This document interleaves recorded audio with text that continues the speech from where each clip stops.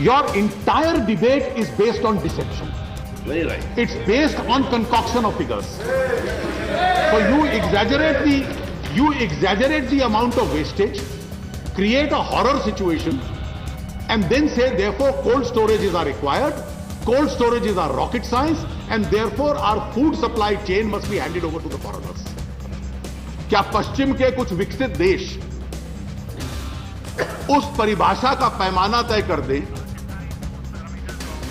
और हमारे देश में कुछ लोग उस परिभाषा का समर्थन करना शुरू कर दें, हम सब उसी परिभाषा को आर्थिक सुधार मान लें?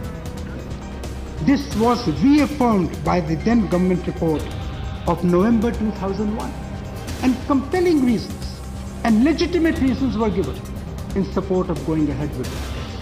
आपके जो मंत्री कल बोले थे सिब्बल साहब, जिस क्षेत्र का प्रतिनिधित्व करते हैं, मैं उनको चुनौती देता हूं कि अपने क्षेत्र में खुलवा ले ये स्टोर, और चुनाव तो बहुत नजदीक आ रहा है और उसी स्टोर से अपना चुनाव का अभियान आरंभ कर लें।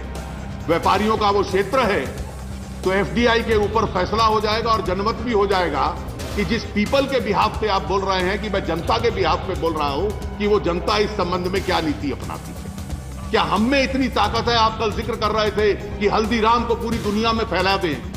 आप वाणिज्य मंत्री हैं, आप खड़े होकर अमेरिका को कह सकते हैं कि आप आउटसोर्सिंग पे जो प्रतिबंध लगाते हैं ये आर्थिक सुधार नहीं है। लोकसभा के बाद अब राज्यसभा में खुदरा बाजार में विदेशी निवेश को लेकर महासंग्राम जारी है। बहस के दौरान राज्यसभा में नेता विपक्ष अरुण जेटली ने सरकार पर कई सवाल दागे, जिनका सामना करवाना सरकार के लिए बेहद कठिन था। लोकसभा की बहस को याद करते हुए अरुण जेटली ने सरकार की जीत पर भी सवाल खड़े कर दिए। आपको सहारा चाहिए होगा, समर्थन चाहिए होगा, और पिछले कुछ सालों का इतिहास इस बात का गवाह है कि आपको जब जब इस 253 को 272 बनाने के लिए सहारा और समर्थन चाहिए तो आपको समझौते करने पड़ते हैं। यही नहीं, जेटली ने सरकार के तर्कों की काट में भी कई तथ्य सामने रखे। किसान को लाभ पहुंचे इसमें कौन सा इंफ्रास्ट्रक्चर चाहिए? आपको बिजली चाहिए, आपको सड़कें चाहिए, आपको ट्रांसपोर्टेशन चाहिए और आपको कोल्ड चेन्स चाहिए, इरिगेशन चाहिए। ये बड़े स्टोर आकर इस देश में इरिगेशन की सुविधा नहीं बनाने वाले, ये बिजली का उत्पादन नहीं बढ़ाने वाले, ये सड़कें नहीं बनाने वाले। ट्रांसपोर्ट नेटवर्क इस देश में है, सड़कें भी हैं, सुधार की आवश्यकता है। जेटली की बात बारी आई मायावती की। उम्मीद थी कि मायावती एफडीआई पर कुछ बोलेंगी, लेकिन हुआ ये कि मायावती कल लोकसभा में सुषमा स्वराज द्वारा दिए गए एक बयान पर सवाल खड़े करने लगी। नतीजा ये हुआ कि सदन में हंगामा होने लगा। हंगामा न थमता देख सदन को 10 मिनट के लिए स्थगित कर दिया गया। बैठ जाइए।